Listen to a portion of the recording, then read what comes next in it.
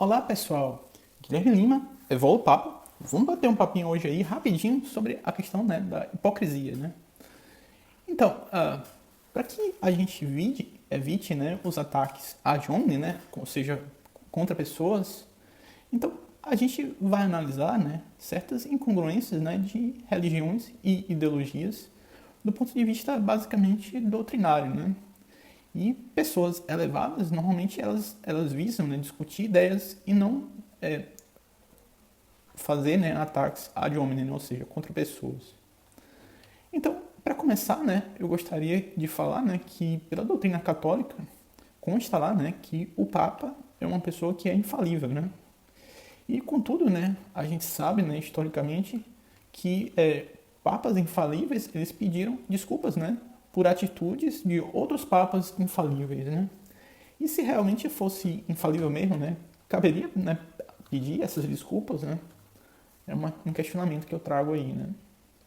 Você tem que a doutrina, né, das igrejas evangélicas, você tem a questão da teologia da prosperidade, né, em que quanto maior, né, for a quantia, né, que uma pessoa ofertar para a igreja, maior será, né, a sua prosperidade em sua vida financeira, né? Então existe, né, nessas igrejas um grande esforço, né, no sentido de conseguir doações, teoricamente, né, para a obra divina, né? Contudo, né, pelos relatos, né, que a gente vê, Jesus ele jamais instituiu uma religião e também ele falava justamente para doar os bens, né, diretamente para outras pessoas e não por meio, né, de intermediários, né? Em sua história, né, Jesus ele foi durante toda a sua história ele foi meio que avesso, né, essa questão do dinheiro, né?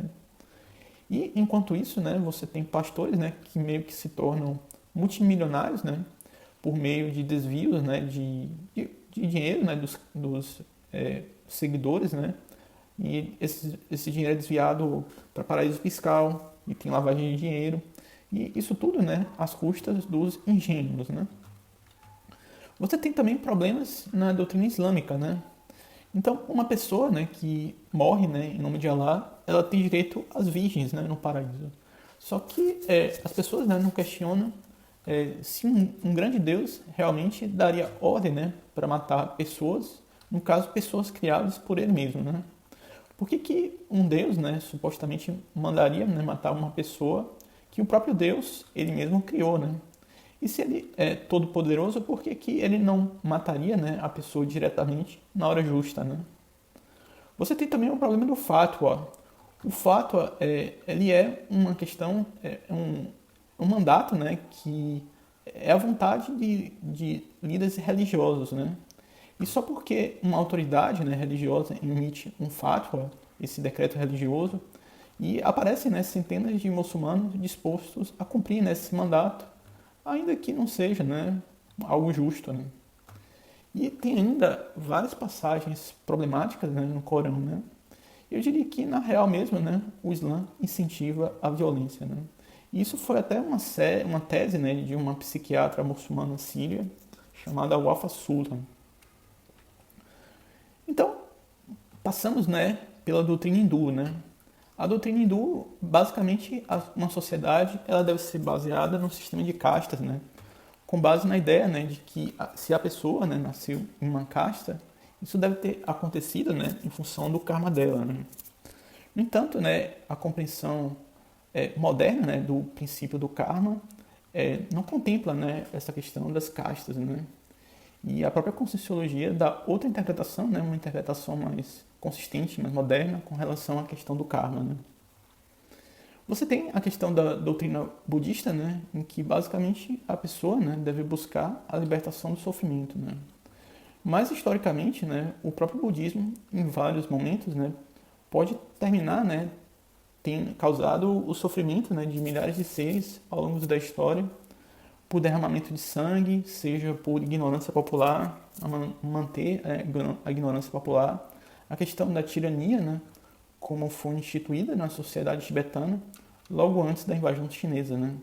E você encontra essa questão bastante documentada, né, a respeito de historiadores chineses, né? E você tem, né, também a questão da própria doutrina comunista, né, em que basicamente chineses, né, e outros povos, né, adeptos dessa ideia, eles simplesmente se acharam no direito, né, de eliminar pessoas pela mera divergência ideológica, né? E eu questionaria, né, que por mais razoável que seja um ideal, né, não é questionável dizer que um ideal vale mais do que, digamos, 100 milhões de vidas humanas.